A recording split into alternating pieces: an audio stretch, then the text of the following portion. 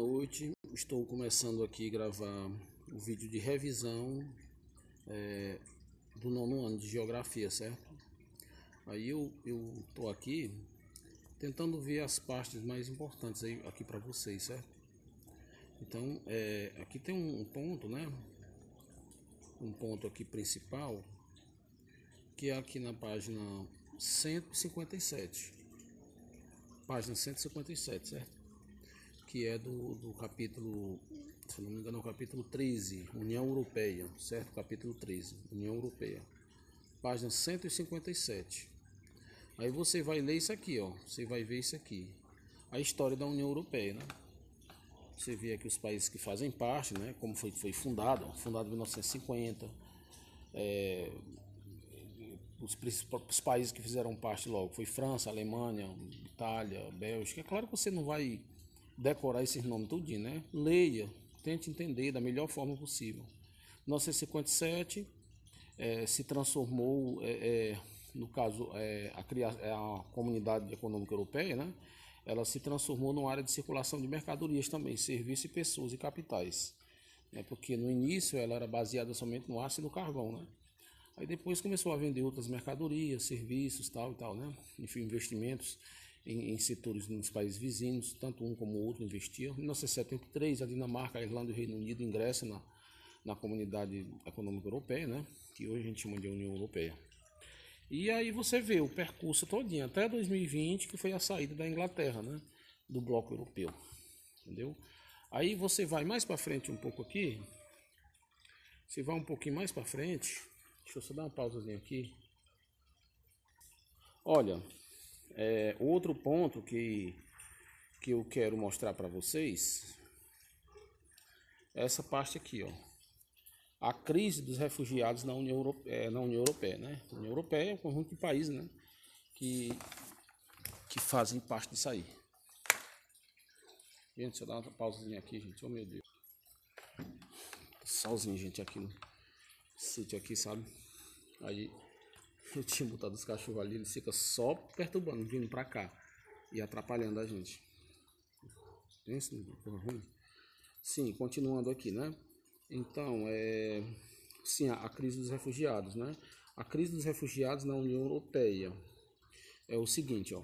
Nos últimos anos, a União Europeia recebeu um grande número de refugiados, né? De pessoas vindas principalmente do Oriente Médio e da África. Gente, essas pessoas, elas são pessoas que estão fugindo de perseguições políticas, perseguições religiosas, estão fugindo da fome, estão à procura de trabalho, estão à procura de estudos.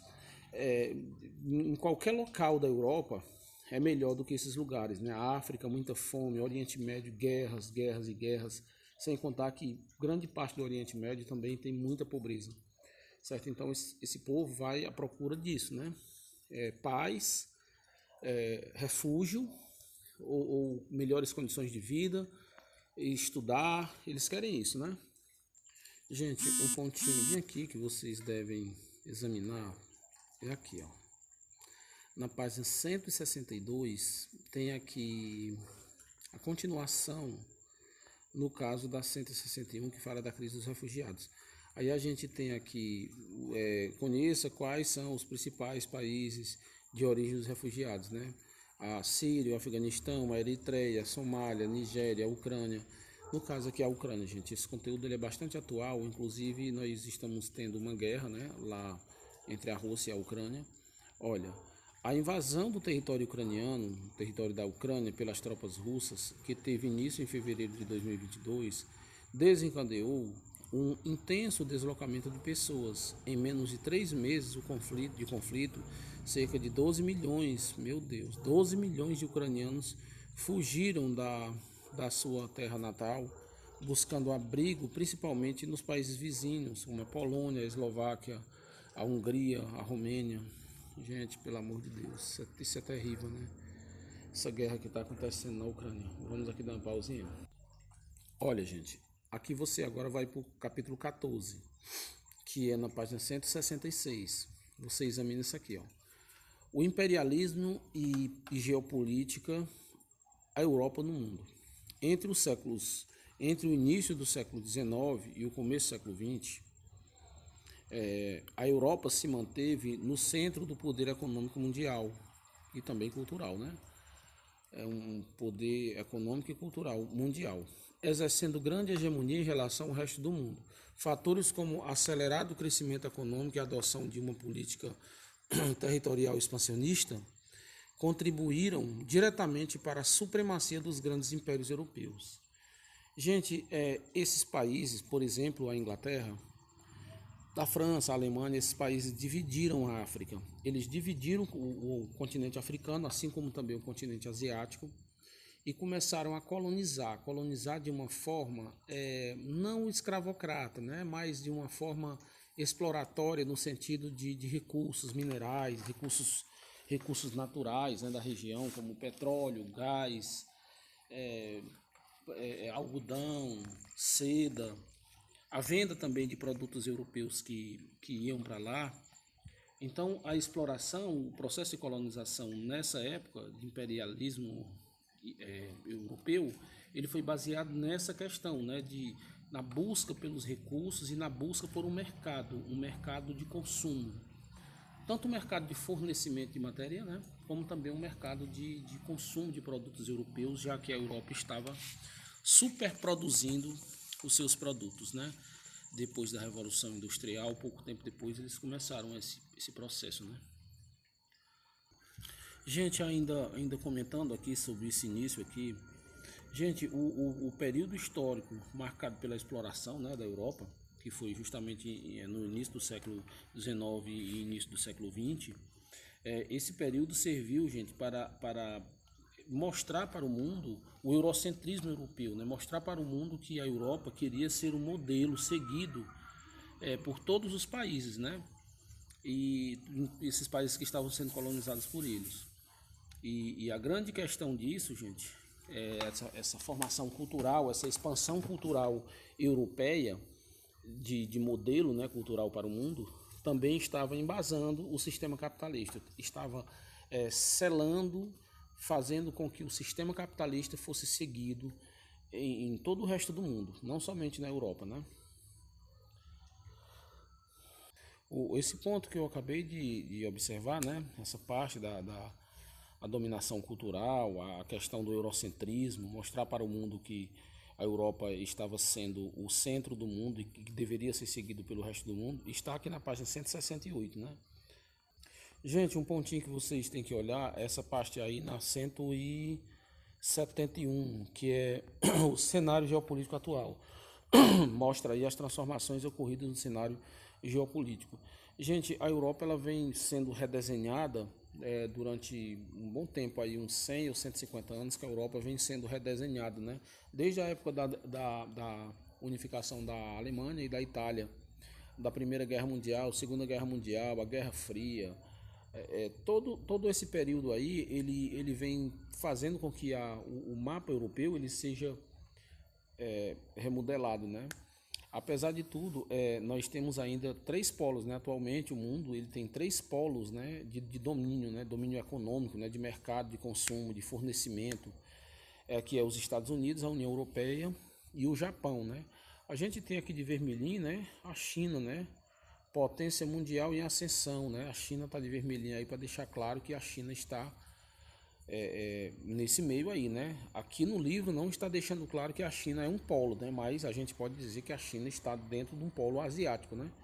Que envolve o Japão. A China hoje é muito mais rica do que o Japão, né? 3, 4 vezes mais rica do que o Japão. Não sei o que o cara desse livro aqui tem contra a China, mas que a China é mais importante que o Japão é. Outro pontinho que a gente tem que olhar, gente, aqui é na 176, né? Capítulo 15, os conflitos territoriais. No mundo atual, podemos observar inúmeros conflitos por territórios. Muitos deles estão ligados à existência de movimentos nacionalistas separatistas que lutam pela criação de estados independentes. Por exemplo, a gente vê a independência de vários países durante a Guerra Fria, né? Países que lutaram pela sua independência, como a África, países africanos, no caso, como a África do Sul, e vários outros países, que é um exemplo, a África do Sul, por causa do apartheid. A palavra apartheid significa apartar, separar. Lá, os brancos que tinham colonizado a região desde o século atrasado, eles separaram, né, por raça, né, raça entre aspas, né, separaram por raças o povo africano, dando a entender que o povo africano era tudo diferente, não podia se misturar. Então foi criada uma teoria do racismo, essa coisa que hoje nós sabemos que a palavra racismo é uma palavra que tem um sentido pejorativo, né? Mas na época eles estavam com a intenção apenas de dominar, né? E não criar um termo do jeito que o termo que a gente interpreta hoje. Outro ponto aqui, gente, que a gente deve analisar, gente, é aqui a questão da criação da ONU, né? Na página 180. A importância da ONU para o mundo, né? A importância da ONU para estabelecer uma paz, né, mundial. O objetivo maior da ONU, o objetivo mais importante da ONU era impedir que houvesse outros conflitos semelhantes ao da Primeira e da Segunda Guerra Mundial. Então a ONU foi criada para isso, para estabelecer uma paz mundial. E à medida que o tempo foi passando, a ONU foi aparecendo outras agências, né, que estavam ligadas à questão da fome, combater a fome, à questão da educação, à questão do meio ambiente. Então, cada uma dessas organizações, né, está ligada a um desses setores, né? Setor da educação, o setor da cultura, o setor da questão ambiental, a da questão alimentação, né? Então, a ONU ela tem essa amplitude, né? Mas o objetivo maior nós não podemos deixar de saber que é a busca pela paz mundial, impedir que aconteça outro conflito como a Primeira ou a Segunda Guerra Mundial. Gente, 11 minutinhos e 30 segundos aqui de aula, né? De revisão. Vamos analisar, vamos estudar, vamos se inscrever no canal, ajudar a gente aí a crescer, gente, nesse canal, porque é muito importante a gente ter um canalzinho desse para poder fazer as revisões, melhor do que uma revisão na sala, né? Revisão na sala tem muito barulho, às vezes a gente não consegue explicar, nem os alunos conseguem entender. E aqui você pode assistir quantas vezes você quiser. Gente, muito obrigado, viu? Boa prova para vocês e vai dar tudo certo, viu?